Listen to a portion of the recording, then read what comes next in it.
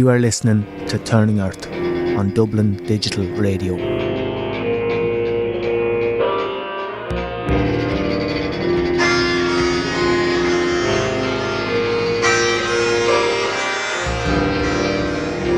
The wild Irish. Have you heard the expression, the wild Irish? Yeah. That was the Elizabethan and Cromwellian expression. Do you know the roots of the word wild? Willed. Self-willed. W-I-L-L-D was the original word for wild. It was because we were so self-willed. We rejected the benefits of the crown. And the Brits could not grasp what is going on here. In this episode, we will explore the common roots of homelessness and deforestation. The link might not appear obvious at first, but they share a common recent ancestor: privatisation. Privatisation itself is the descendant of enclosure. No matter where you are in the world, the history of land ownership is a violent one. As our species made the transition in much of the world from nomadic pastoralists and hunters to settled agriculturalists, the concept of land ownership began to develop. Instead of seeing ourselves as animals embedded dynamically in our habitats, gradually humans began to see ourselves as separate entities and as having dominion over land. Issues of descendance and inheritance came into being. War over territory has been a common theme throughout this history. As societies developed and grew more complex, powerful families and individuals were able to coerce and coordinate larger and larger bodies of people to take over land and exploit it to their own ends. Eventually, this developed into the feudal monarchies and then into nation-states. Starting in the early 1600s, the British state began introducing acts of enclosure, which took the last of the unowned land, the commons, into private ownership. Land that was once available to the common people to make their living from was now privately owned and controlled. This was happening at the same time that they began the plantation of Ireland, carving up pieces of the island among their lords and barons. Ireland had been under the control of the Gaelic clans, a tribal system, with the country divided up into different tuatha. While far from egalitarian, this kinship structure ensured that everyone had the means to make their living from the land. This was replaced by the plantation system, and gradually the system of private ownership became generalised. The liberal capitalist revolutions of the 1700s deposed monarchies in Western Europe and expanded the pool of owners to include the merchant classes, the fathers of modern capitalism. Though their makeup has changed and developed, that system of ownership has changed little to the modern day. So how did we get from living in the woods to treating trees like they're flowers in a flower bed? Why is land seen as something to be profited from, rather than our commonly held birthright? This episode will begin exploring these questions. I feel that, and it's the same with a lot of rural communities, we are under constant attack. Constant attack. Like at the moment in this area, quite a depopulated area, North Leitrim, we have Love Leitrim, which is an anti-fracking group, Save Thua, which is, and other groups in the area against these ginormous turbines. We have Save Leitrim, which is anti-monoculture forestry, and now we have Treasure Leitrim, which is a group in opposition to the mining exploration licences. So we all have jobs, we all have families, we all have other things we'd much prefer to be at. I mean, we are people who give of our time on a voluntary basis. Why can't we put that to use in something more positive than battling what the government is doing wrong, battling against big business, battling against bad or no policy, and very short-sighted? Absolutely, we have to move away from fossil fuels, but not at the expense of something else. There's no point in replacing one wrong with another wrong. Yeah. It's just not thought out and it's not sustainable. That was Nuala McNulty, who you heard from in the previous episode, discussing the planned wind farm near her home. If the needs of the people are so contradicted by the plans of the state, there will always be a need for groups like those she listed. As long as people who are embedded in their locality lack meaningful access to the decision-making processes, these struggles will manifest. How do we give control of the land back to the people? How did we lose it in the first place? Did we ever have it? Why do we see nature as a resource, rather than seeing it as our home? When you have a drive to plant by the Green Party and by the climate pressures, by biodiversity change, to plant, then you need to look at what you're actually planting. You can't just say, well, look at timber. We have to put in trees that we won't take out in 20, 30, 40. That you need to be left there for hundreds of years. because the ash trees are all dying off. You know, a lot of the timber that was planted here was planted on the estates by the estate owners, the landlords. They're very large trees now, and a lot of them are coming down.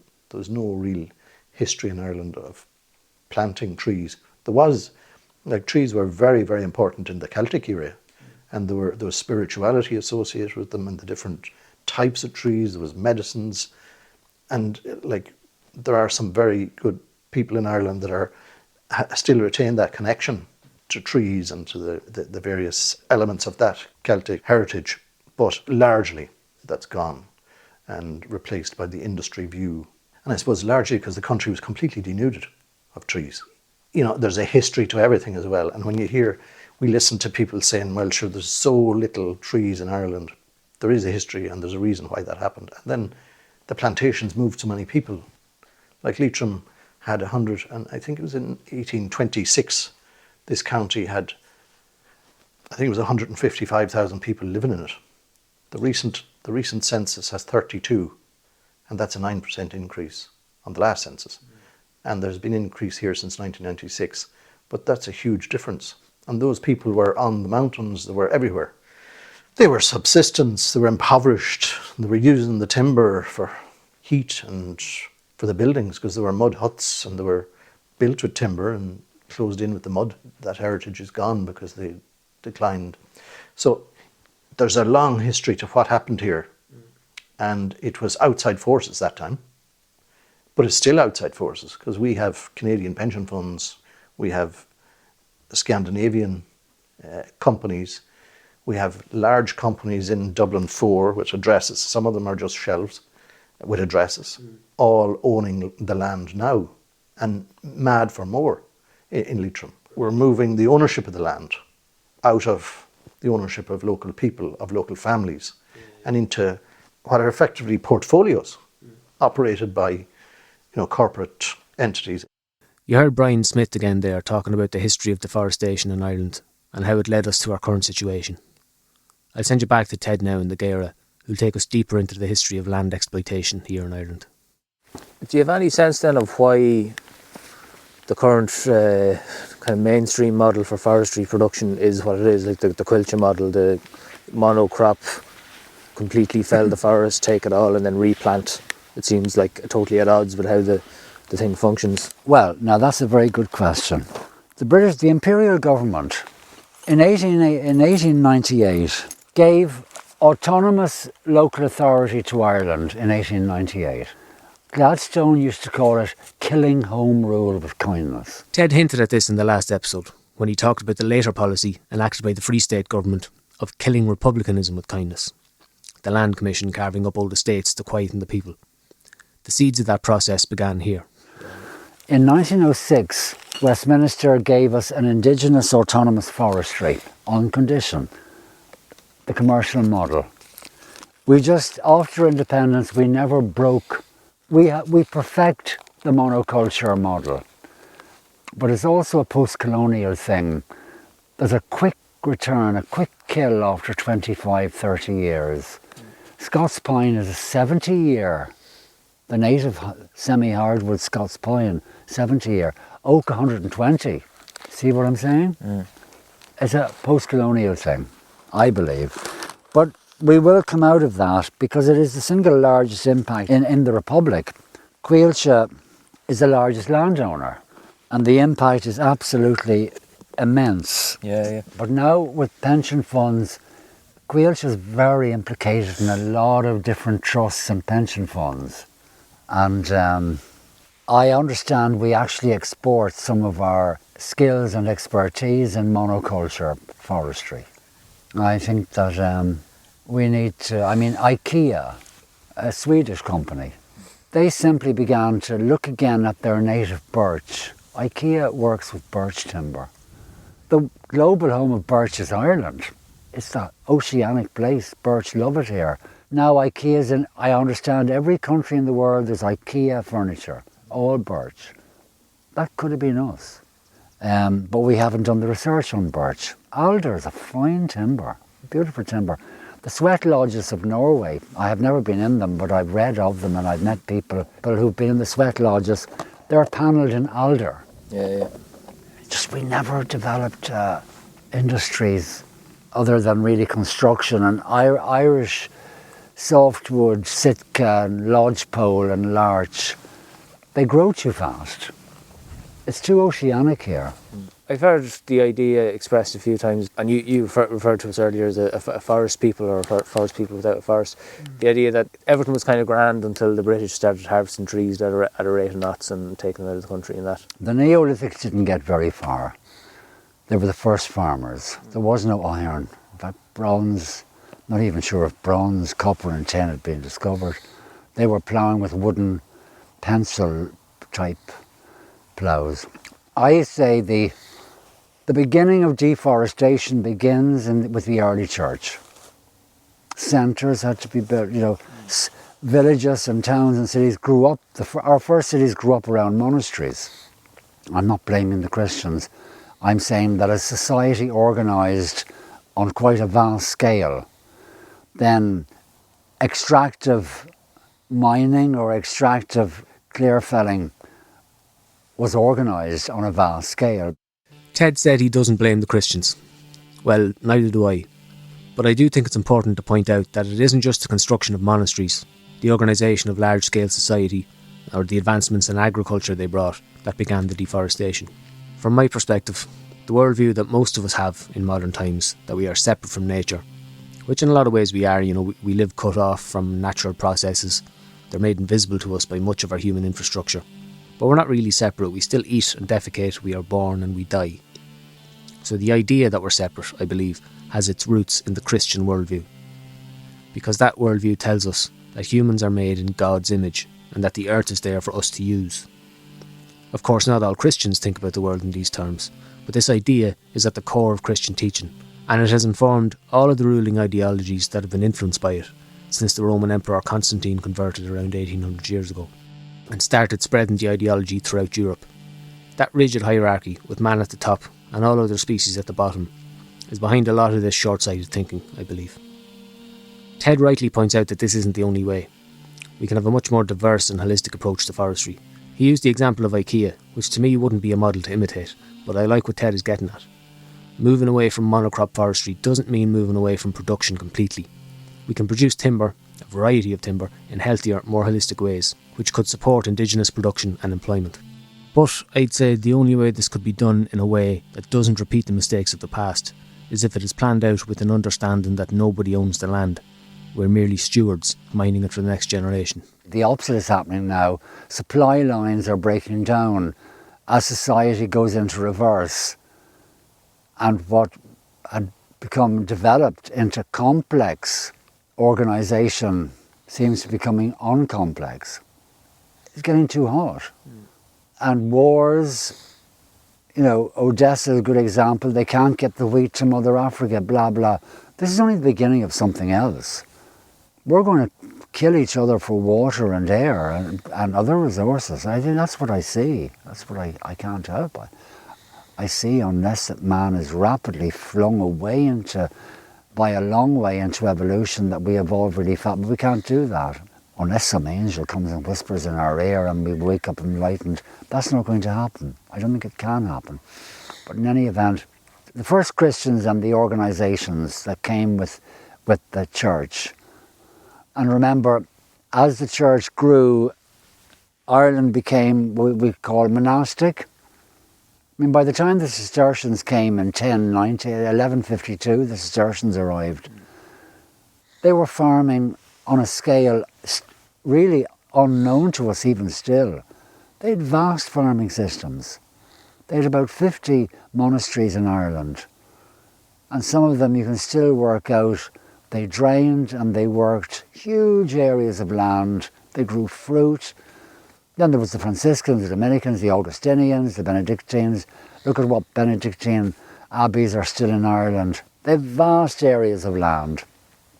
Up around Glenstall, up in County Limerick, or Roscrea, the Cistercians in Roscrea.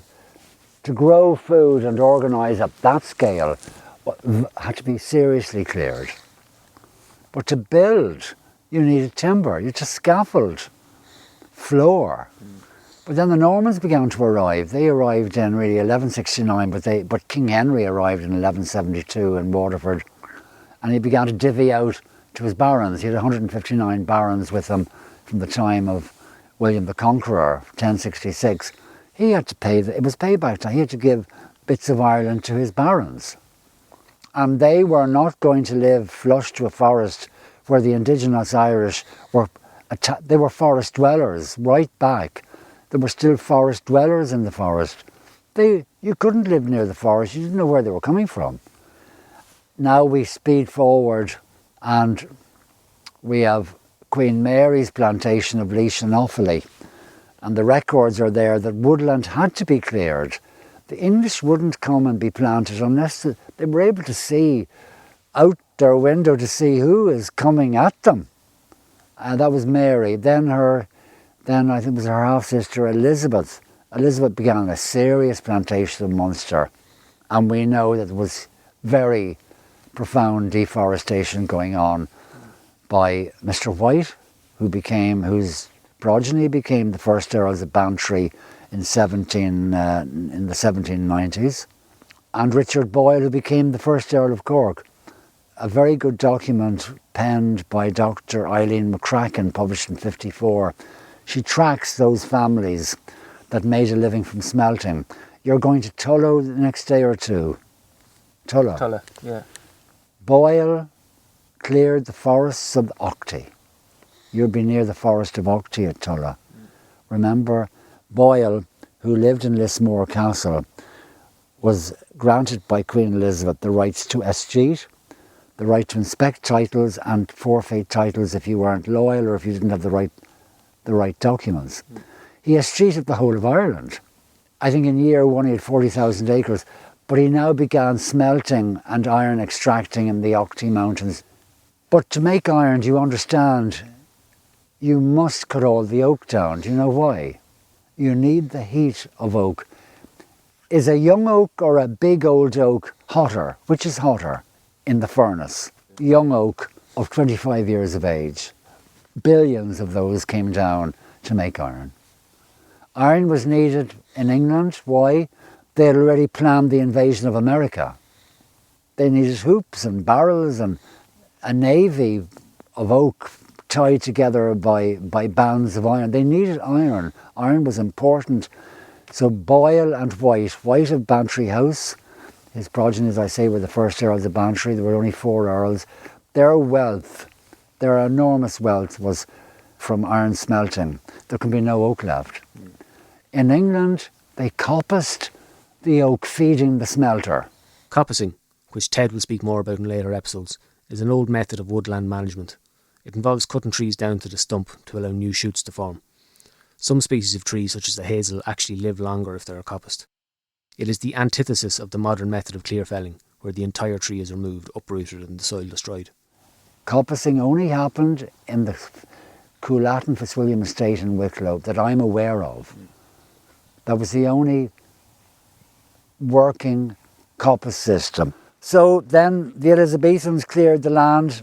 At that stage, Elizabeth directed her armies in Ireland, mainly Blennerhassett, I'm remembering. Blennerhassett was granted Tralee and all of that area of Ballyseedy. And Blennerhassett was directed by the Crown. No more cutting of trees. The Queen doesn't want any more cutting. And Blennerhassett writes back and said, well, how are we to colonise an island if we can't? The rebels are living in the forest. We need to get rid of the rebels. To get rid of the rebels, we need to get rid of the forest. So there was that. Hello, lads. Hiya. Hello, dogs. Bless them. They're lovely. Thank you. The next thing is the Elizabethans are hardly gone. A lot of the land is being cleared. Remember, Britain is building a navy. They have their eyes now on India. That means a lot of oak to build the ships. The Elizabethans are out the door. Things are just settling. Cromwell arrives in 1649. The place is on fire. The place is scorched. Mountjoy, the General Mountjoy, Elizabeth's general in 1600 used the burning of forests and of crops to starve communities, and burned forests out to give the wood kern, was the name of the rebel Irish. They were wood kern. The word kern comes from Carnock. Carnock is an infantry or foot soldier. The Irish were defeated at Kinsale, and now there were up to 20,000 wood kerns hiding in the forest. And Blennerhassett asked the Queen, and the Queen said no, and Blennerhassett went back and said, look, how are we going to colonise? Who will come and live with the forest next to them? And the wild Irish, have you heard the expression, the wild Irish? Yeah. That was the Elizabethan and Cromwellian expression. Do you know the word wild, the roots of the word wild? Willed, self-willed. W-I-L-L-D was the original word for wild. It was because we were so self-willed. We could not and rejected the benefits of the crown. We rejected the benefits of the crown. And the Brits could not grasp what is going on here. Then the Treaty of Limerick, the wars of the Boyne and Limerick, they were religious wars. Cromwell declared a holy war on Ireland. He was now what we would call a fundamentalist Christian. He was persecuting the Anglicans. We say in Irish, Idir do Shinnagia, August Nuna, O Lord, protect us from your devotees. He came with a crucifix in a holy war.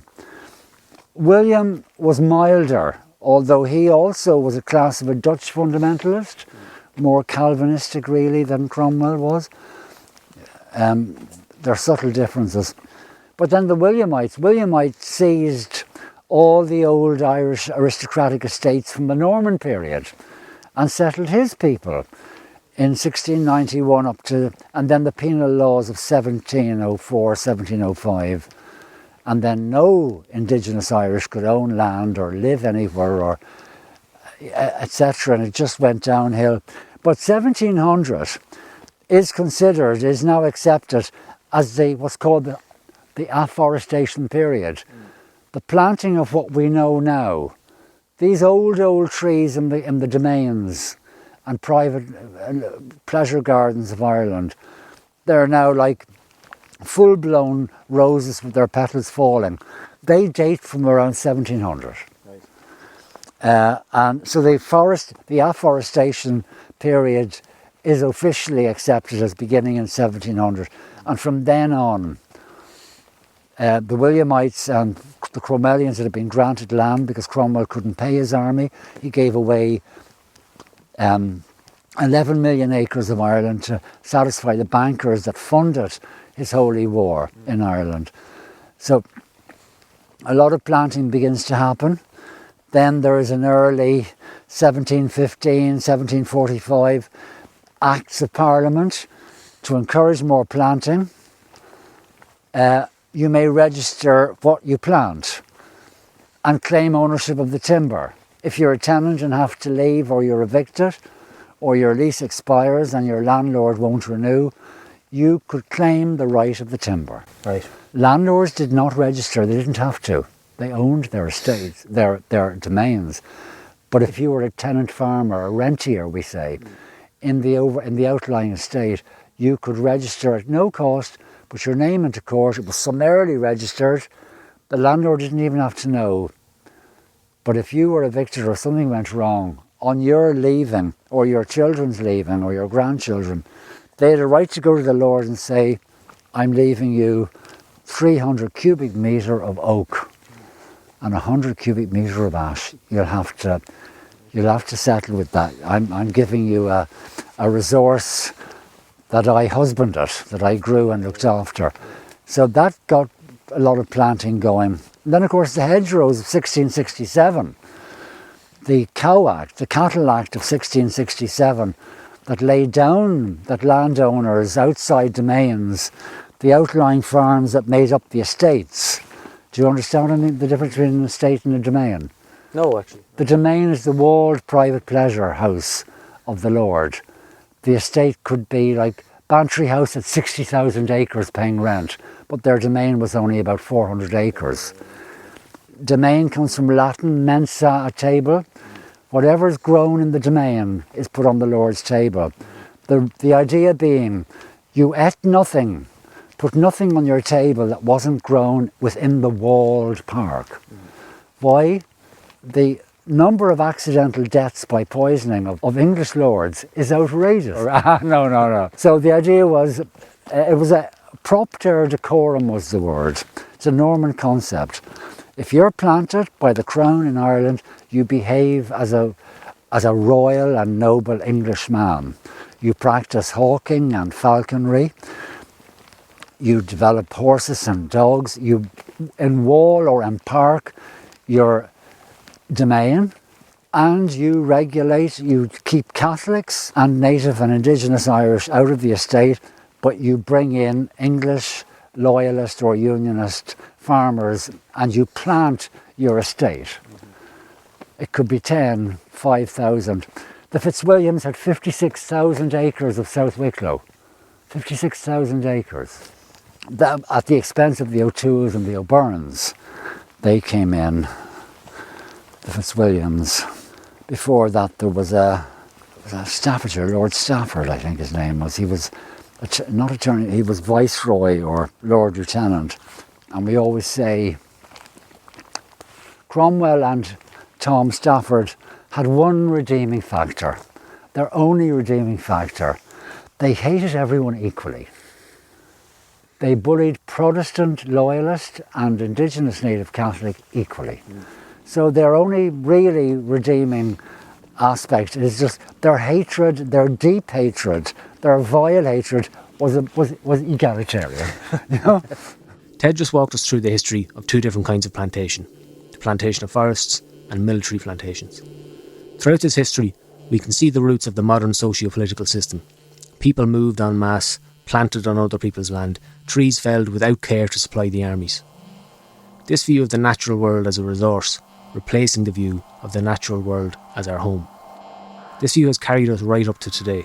The disempowerment of local councils here in Ireland that I brought up in the last episode makes sense from the perspective of the ruling class when you look at it as part of a continuous process of disempowerment, control and manipulation. Democracy has always been delicate, and it's taken away unless it's fought for and guarded.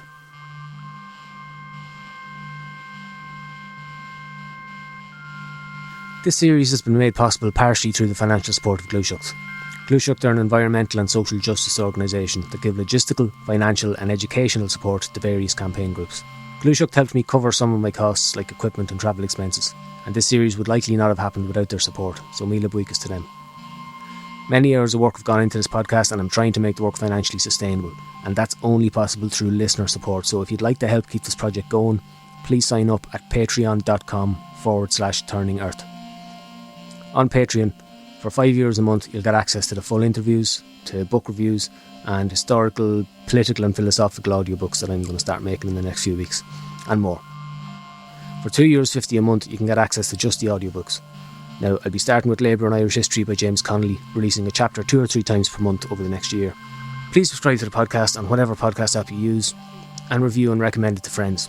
This is independent media. It doesn't get heard unless you tell people about it, so please help spread the word.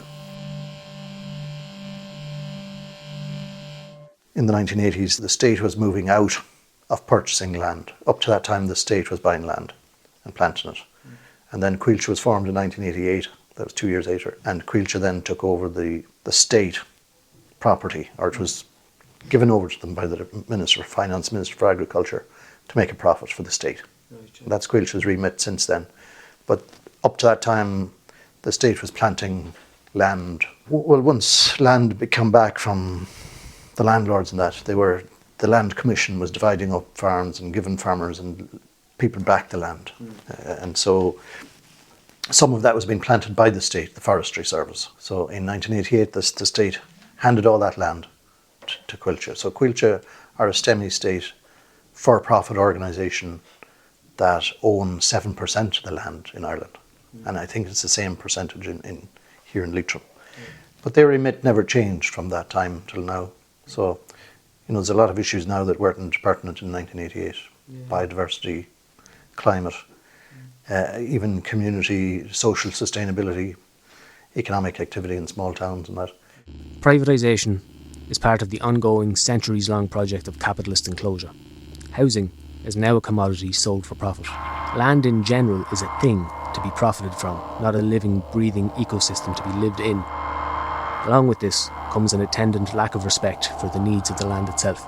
You know, it's the entire balance, really. It's a balance of we as humans, how much we abuse the planet, use and abuse it, and I suppose over-intensification of farming and the problems with that in relation to pollution and loss of biodiversity. And it's almost as if, you know, we're going like a lot of other countries, pumping the land, getting as much as you can out of it. But then you have dead soil and you have vegetables that have no food value in them, really, because the soil they're growing on is dead. They're just forced. And I think, you know, when you look at Monsanto and companies like this who are doing outdoor trials on genetically modified crops, if they're outdoor, there's no control. They're going to affect crops, non-GMO crops. So, I mean, I think you can lose that clean green image very quickly. As Nuala said, modern agriculture, monocrop planting, whether it's trees or vegetables, is rapidly depleting the world's arable land. According to the UN, we have less than a century's worth of harvests left due to the loss of topsoil all over the world. This is tied directly to the industrialisation of farming. Human labour has largely been replaced by finance. Local knowledge, grown from and adapted to the local habitat, has been replaced by specialised knowledge. Under capitalism, even thoughts and ideas become enclosed and privatised as intellectual property. This is one of the topics Fergal Anderson spoke to me about. We're still experimenting, like I said earlier, it's lifelong learning, the process. I mean, it's incredibly complex, soil management, to do it right. And I think it's not something we should shy away from, which we should embrace it. And I think the people best suited to actually understanding what is going on in their fields are farmers themselves. And that's part of what we're trying to do a little bit with the EIP that we're running now in Talamh Bio, is to say, look, you know, the knowledge that used to exist about farming existed in farmers' heads in the community. And we've taken it out of farmers' heads and put it into specialised locations in academia or in, you know, research institutes. They've struggled to understand the complexity of soil science, for example, soil biology, which is, you know, and I think that the people best suited to doing that are farmers, because every field has its own, you know, it could have a different soil type, it can react differently, and that gives you a huge amount of variables, which means that, you know, in a scientific approach, you know, can't really take those into account unless it's going into very great detail. Whereas a farmer has access through kind of daily observation to the changes that are happening, and can kind of, you know, should be able to intuit from, if the knowledge is put in their hands, what the best course of action is to take. So, like, I mean, we're talking about a kind of reappraisal of how we manage knowledge in that sphere, and to try and look at ways of putting that knowledge, you know, empowering farmers, I suppose, again, and saying, look, think for yourself. You possibly know the best answers to what needs to be done, and back yourself and obviously your peers, because it's very important to exchange with other people around you and your neighbours and your peers to understand better. And, you know, that's all about building networks, and that's where we would have gotten an awful lot of our information starting off, was just farm walks and visiting other farms and seeing how they're doing it, and you never fail to learn something from that process. But we also work on seed sovereignty. We talk a lot about the seeds. Seeds are one of the most kind of, I say controlled, but like they're a very concentrated industry. And like, I mean, we were at a farm walk yesterday, and the farmer there grows a lot of cereals, malting barley, and like the barley that he has to grow for the likes of Guinness or for the companies that buy the barley for malting, they also own the seed, and they sell the seed. So they sell the seed, and they buy the seed. They buy the crop. So the farmer is just, you know, in that system is almost powerless. He can't grow his own barley, can't grow another variety. He has to grow their variety for them to, and they'll buy that off him at the price that they set. So, like, you know, that's an example of the kind of control that exists in those systems. You know what I mean? It's the same as the mining towns in the States, where the company owned the shop and the house and everything. There you go. They're trying to close the economic loop for themselves. I mean, like, for them, yeah, it makes financial sense, but for the farmer, not so much. And for, like, in terms of, as I said, public control of the food system, it's a disaster, because the more that happens, the more that we lose. You have to try and find a variety, that isn't owned by a company that you can sell, that you can reproduce yourself on the farm, etc. Just like there is no democratic control over our food systems, we lack democratic control over housing. Food and housing, two basic necessities of life, are seen primarily as sources of profit. I'll take you out of the countryside and into the city now for a conversation with Eoghan O'Canavan. While the neglect of rural areas forces people to move to the cities, the city itself comes under more and more pressure. What little space there is left now comes at a premium. Housing is scarce, as are social and cultural spaces. Eoghan is an activist with People Before Profit and a musician. He took part in organising protests earlier this year to protect the Cobblestone, a pub in Smithfield, Dublin 7, and a vital centre for traditional music. Yeah, there's a load of musicians living around kind of Dublin 7, and the Cobblestone would be really important to us. It's supposed to be kind of the main kind of meeting point really for people, for putting on concerts, for people be doing lessons, doing dancing, singing. Tom was always great whenever we wanted to do fundraisers around things like for United Against Racism or into kind of things for direct provision or other issues like that. I think we had a fundraiser for repeal at one point as well. So yeah, always kind of very open and encouraging to those kinds of things. A woman at one of the protests who spoke about how they had wanted to put on a traveller singing session and they'd been refused from 9 different venues and then welcomed in by the Cobblestone, So yeah, it was that kind of place, I suppose. It's not just a bar, it's a proper cultural and social hub. And what was the issue there? Whoever owns the building wanted to sell it to build a hotel, was that it? Yeah, so the Mulligan family, they own the bar licence but not the building itself, and the developer basically wanted to build a 9-storey hotel on top of it, and so people were kind of initially fairly shocked by it, but then started kind of getting organised on it. I remember the name of that campaign was Dublin is Dying, which is a grim but fairly, I suppose. How do you feel about that statement in general? Do you think that's... Well, it's funny because there was two slogans that were kind of going around. I think it was John Flynn came up with Dublin is Dying, and we were kind of calling that first protest, and then Dublin's Not Dead Yet was bandied about as well, and I think there's a bit of both going on. I think it's not all doom and gloom. Like there's a resistance to these things happening as well. And I think that was with that first protest, there was about 2,000 people at it, and it was coming out of COVID, so there hadn't been any major kind of mobilisations. So, but I think what it was a combination really of the people around the pub, obviously, for whom the pub was really important, obviously local people as well.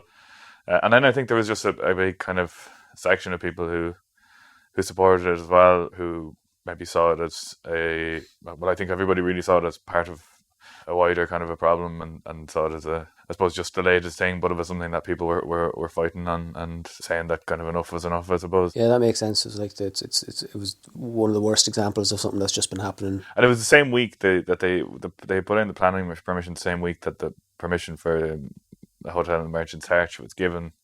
So there was a big kind of furore over that, but it was too late. It was already kind of granted or whatever. But then this application went up that same week, so there's a lot of talk around hotels, I suppose, generally. And things haven't really changed that much since then, have they? No, I mean it was obviously it was rejected. The campaign won. There was about 700 letters went into Dublin City Council. There was a few more kind of street mobilisations and that kind of thing, and it was beaten, and then the appeal lost as well.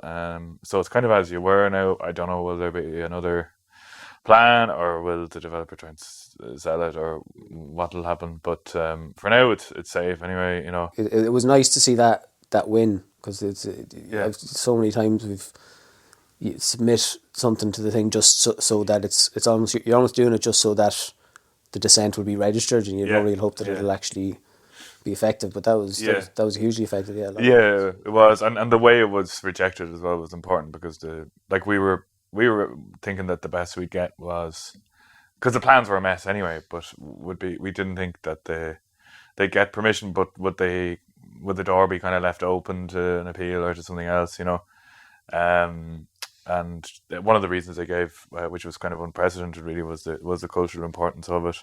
So I think it kind of, it showed, when you get people organise and when enough people kind of stand up on something, it's not that you'll always win, but you definitely have a chance of winning and pushing something back. And then I think the energy of that then is something that you can build on as well, like for other things. Some of the people who would have been involved in that would be involved in other campaigns and other issues as well. I think it definitely plants seeds anyway. And I see the same thing. People are trying to do the same thing with the Fibbers beer garden. yeah, I don't see that having the same potential though, because in that case the people who own the pub actually want that to happen. So Yeah. like it's the same. I think the same group owns all those pubs, and they're like they want to sell it to the Holiday Inn, so it hasn't got the same potential, I think, to rally people. You know?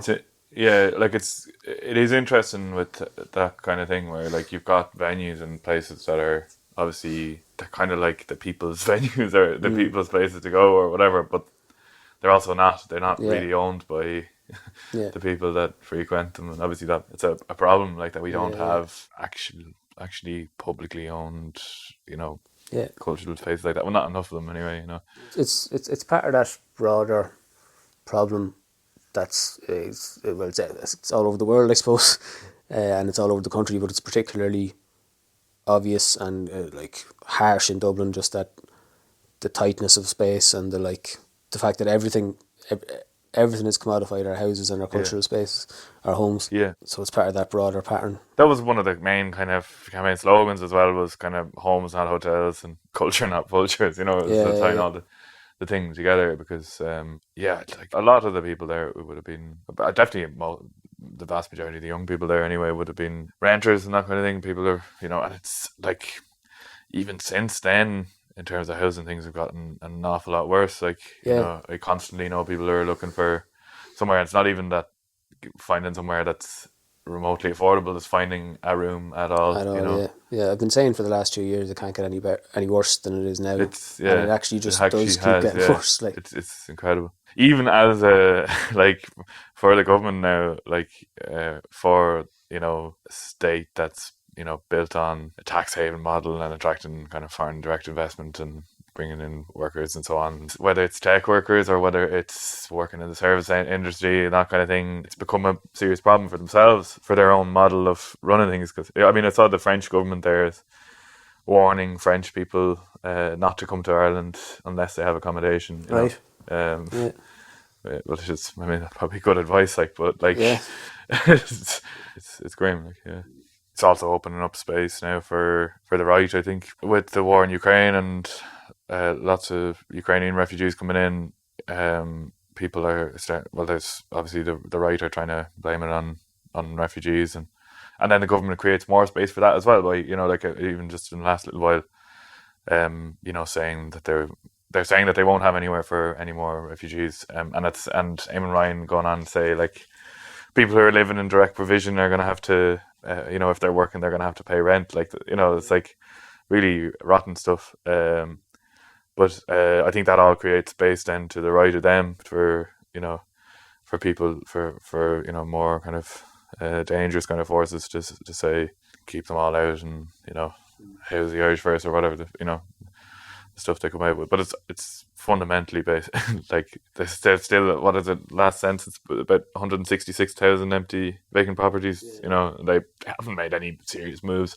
You know, the war has been on since March and they haven't made any serious moves on those empty properties since it started, like, you know. I do like that situation in Ukraine is just gets used as, it can be used as an excuse for that. And it makes me think of when the Revolutionary Workers Union took over that building on the quays. It was like, oh, we were going to use that for Ukrainians. We were going to use it for Ukrainians. Bastards. Do you know what I mean? Yeah. It's so cynical. I don't think there's any Ukrainians no, it's there now. Empty, Anyway. Yeah. And there was no. I noticed this happening a lot when buildings get squatted, for political purposes, like as a campaign thing. The language in the media is always, no further work can be done, or work has been prevented, and it's always in buildings where there's no sign of any work having been done on it. Because it was the same there, and when they took over the other place down near Houston Station, loads of the articles had that same language. Oh, you know, they're preventing work being done, or work has been halted, and there was no work being done at all up until that point. Like, it's just to make it because sound, they've obviously staked out places that don't have work done on them. Like, you know, to highlight the fact that it isn't being done. That's the whole point, you know. But they're just trying to paint this picture of them as being like, these are just like troublemakers, or they're just trying to interfere with the ordinary way of things or whatever. Yeah. Then there's, I mean, but you also have stuff that just kind of comes up then on a very kind of localised level, and you know, so for example in Dublin 8 now there's an eviction of 35 flats, Tathany House it's called. I mean, it's quite possibly illegal. We don't really, there's legislation to say that you can't mass evict tenants like that. But yeah, so because I know there was a previous one in Dundee where they started trying to kind of move people out like 2 at a time, that kind of thing, and just whittle it down or whatever. But there's a loophole which says that if it causes the landlord undue hardship, so I don't know what undue hardship is for a landlord who's got 35 tenants or whatever it is. The intense struggle for space in the capital city is directly linked to the depopulation of the countryside. Forcing people to move to the cities creates a dependent population where people cannot survive by their own means. In his book Climate Change as Class War, Matt Huber defines class in ecological terms. He says that the working class are separated from the land as a source of direct livelihood. We are a class alienated from nature and forced to survive via the market. This is not just the way things are naturally, as Ted's quick run through history showed us earlier. There's a long history of robbery that has brought us to this setup. As the process moves on, although some working people can claim their own patch of land, the market system favours the wealthy, the people who have access to capital funds and can outbid local families and workers. And the same with farmers. If they want to buy their neighbour's land, they won't. They'll lend you money if you were going to plant it, but they won't give it to you as for a farmer if you wanted to buy it as farming. So local people would be looking to buy sections of it, but there was no chance to get access to that land because it was being wholesale purchased by pension funds who had the money to. So, and it's the same issue is pertinent now because it's private investors now. Not the pension funds are still there, but they're still buying land, but they're getting grants from the state now, significant grants from the state to plant the land, to fence it, and then annual premia after that for 15 years. So that is putting a top up on the value of the land and making it difficult to compete in the land market for local people. I shouldn't be giving out much about forestries, but because I did plant some of my own, and it's 20 years ago. But they told us this was to be for our pension. But we weren't told that we didn't have the carbon credits for it. And now we have to get planning permission to cut our trees, and they have to be replanted inside of 2 years, and there'll be no subsidies for me to plant it the second time.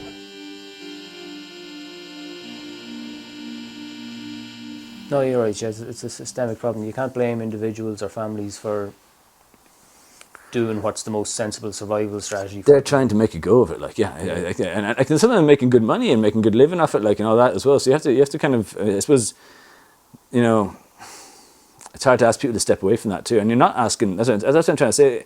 We visited a dairy farm a couple of months ago, and he was just going to transition. He had 120 conventional dairy cows, right? And he was going to go up to 160 or something like that. And instead he went organic, okay? And so he went from like 120 cows, like big input costs, fertilizer costs, feed costs, to having 80, now he's 80 cows, I think, no fertilizers, no feed. So he's less work, less animals, so less pressure on the land, easier to kind of manage that way. And less costs.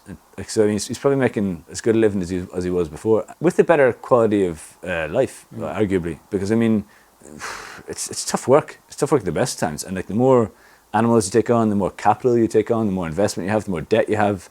As a farmer, that's you're chasing your tail for 20, 30 years trying to pay all that off. Like, and who wants to be stuck in that system? You don't want to be trapped in that. So like, I mean, one of the things that we've forgotten about in Ireland is autonomy. Like, farmers have forgotten about autonomy. Like, if you have a piece of land, potentially you have everything you need right there. You know, you can get your shelter, you can get your food, you can get, you have community, you've got, so like, but there's loads of farmers in Ireland who don't even eat the food that they produce. Like, don't eat the beef that they produce or drink the milk that goes out.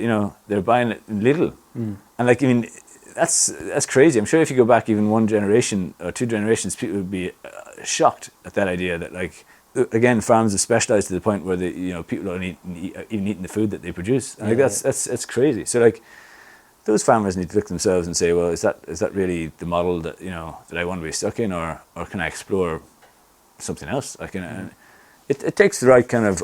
You need to have an open mind, and that's why I say the debate hasn't been helped by a very kind of conflictual sort of situation being set up by the farming lobbies, with the environmental groups, and farmers' organisations have a lot to answer for there, because I think they've kind of stoked that rather than had a more moderate approach and said, look, we're going to have to change the way we do things.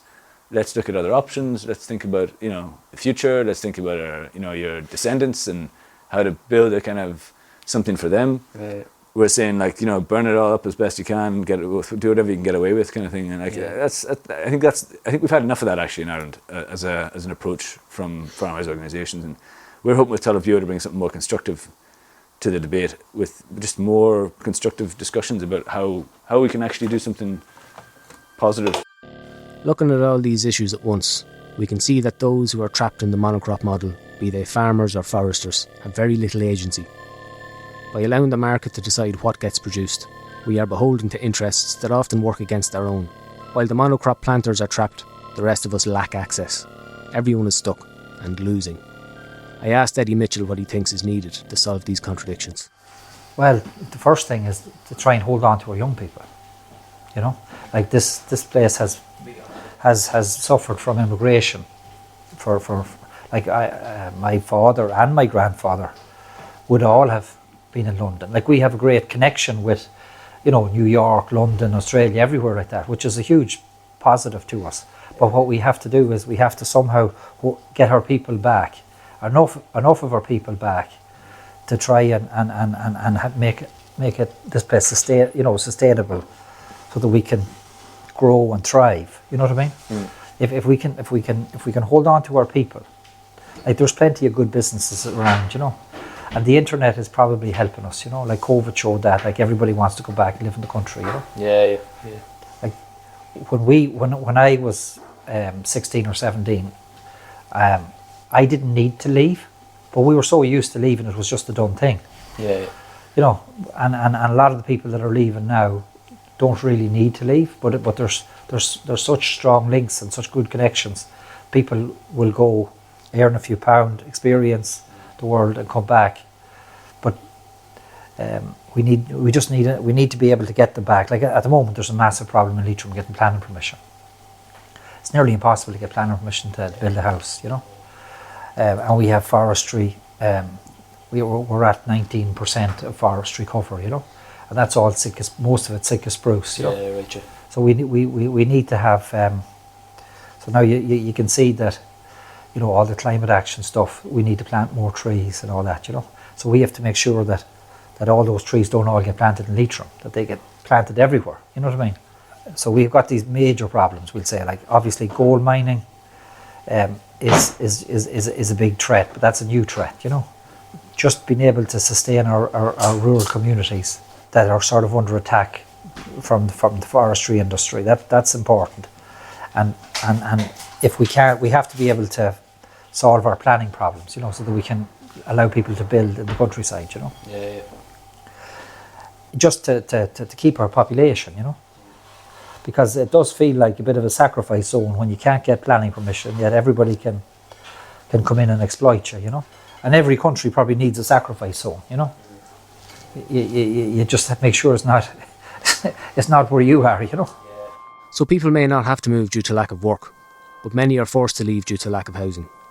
As the crisis deepens and intensifies, resistance to it grows. CATU, the Community Action Tenants Union, started around 3 years ago and now has almost 2,000 members nationwide. I'm a member of CATU, and if you're experiencing difficulty with housing and you want to do something about it, you should seriously consider joining CATU. There's branches all over the country, so if you're curious, check out catuireland.org. I recently spoke to Enda, a committee member from the Dublin 3 branch of CATU. So much of what's going on in the world is that there's one individual that has all the power, be it like one corporation or one landlord, and they have power and they have the narrative of power, as in they can say, oh, well, this is how the world works, this is how things go, this is a foregone conclusion. And that's why we have evictions, and that's why we have a housing crisis in the first place. That's why you have fracking.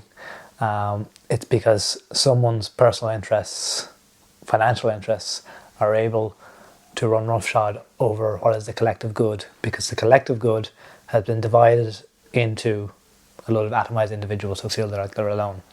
And that's what we're really interested in combating, is to make people feel like they're not alone, like they can turn to their neighbours, like there is good in the world and there is power in the people, and if they get together they can enact change and drive that narrative and that change in perspective. And like there's an Ursula Le Guin quote that I can't fully remember, but it's something about how like the revolution needs to be in you, it needs to be in your heart if it's going to be anywhere.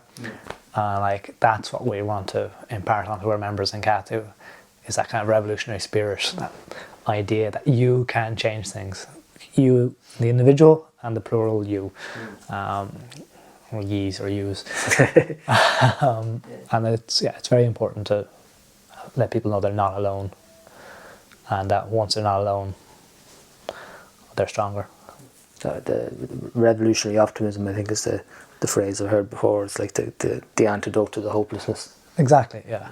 And that is a huge, it's an epidemic, I think, now of hopelessness. It's very easy to, if you're having even just having the conversation in the first place is rare enough, but if you manage to have a conversation with someone about whatever issue it is, I find anyway, it very quickly spirals to this hopeless place of we're against this behemoth, whether it's like the corporate landlords or even just individual landlords, the landlords and the government, the sheer size of the corporations that have control over energy production and electricity production and all the rest of it. It's just very easy for it to spiral into like, there's nothing we can do in the face of this, like it's pointless. So yeah, that's a powerful message, that.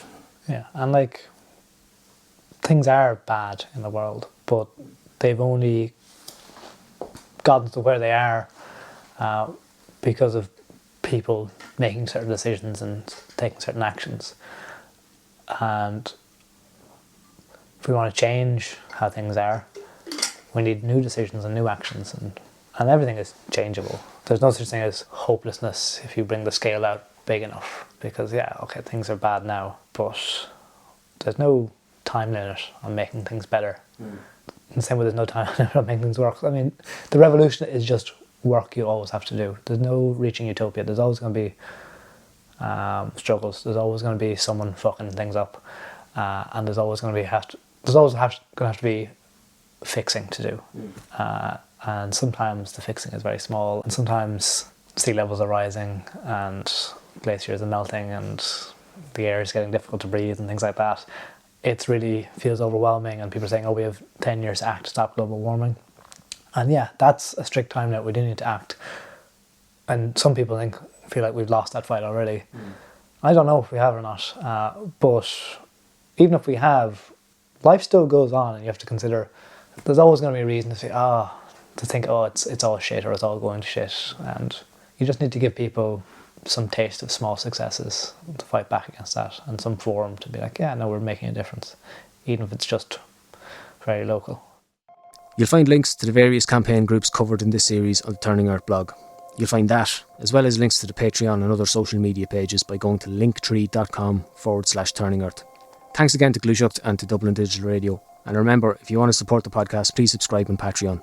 Patreon.com/Turning Earth. It's only €2.50 a month or €5 a month. Not a huge amount of money, but it makes a big difference to this project. If you can't afford to subscribe, there's lots of other ways to help. You could leave a review on iTunes or whatever podcast app you use. And please subscribe on YouTube, Spotify, whatever social media you use. And really, the most helpful thing you can do is recommend this to some friends. Spread the word in whatever way you can. This is independent media. It doesn't get heard unless you want it to get heard. Lastly, if you want to ask any questions, or if you think I got something wrong, please email me at turningearthradio@gmail.com. Slán go fóill.